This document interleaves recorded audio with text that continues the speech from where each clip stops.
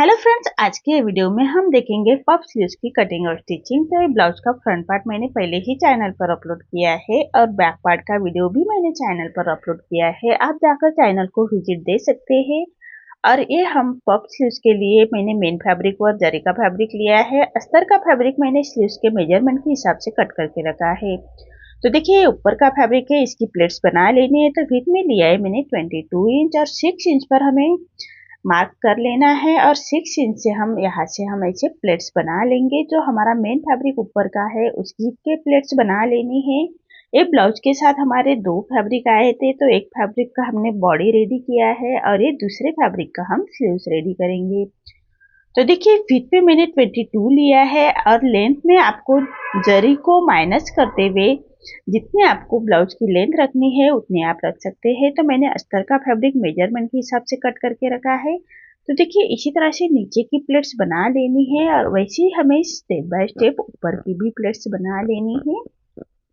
तो इसी तरह से हम प्लेट्स बना लेंगे। मैंने सभी साइज के ब्लाउज चैनल पर अपलोड किए हैं। आपको जिस भी साइज का ब्लाउज देखना है तो आप चैनल पर जाकर विजिट दे सकते हैं और सभी साइज के चैनल पर मैंने ब्लाउज अपलोड किए हैं।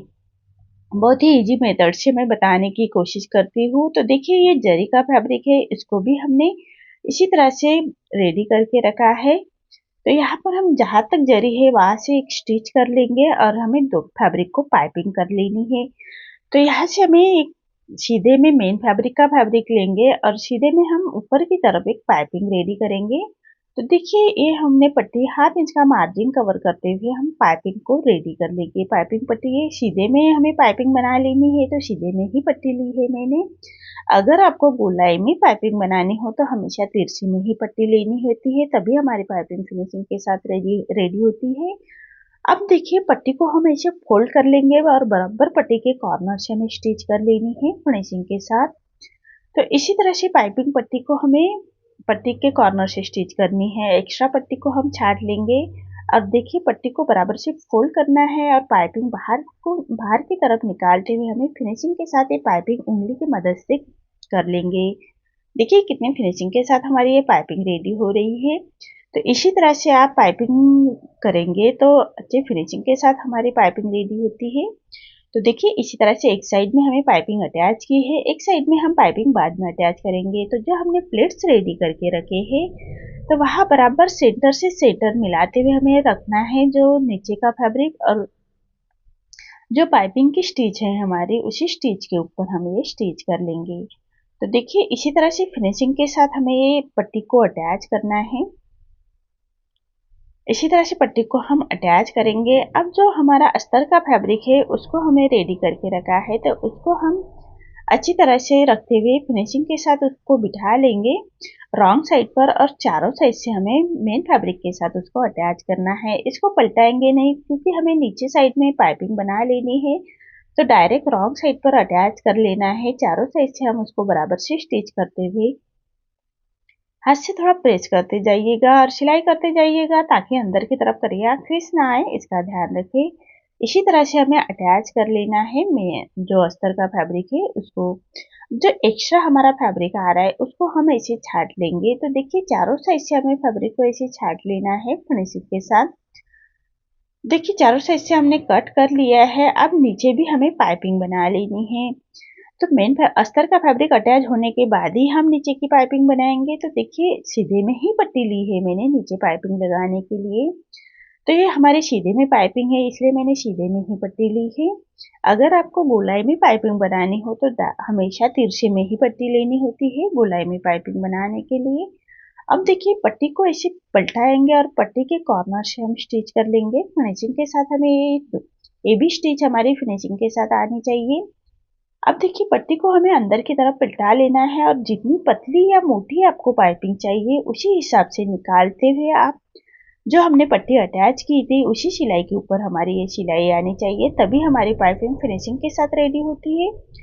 तो देखिए, इसी तरह से हमारे नीचे की भी पाइपिंग रेडी हो चुकी है। ऐसे ही हमें दोनों स्लीव्स रेडी कर लेनी है।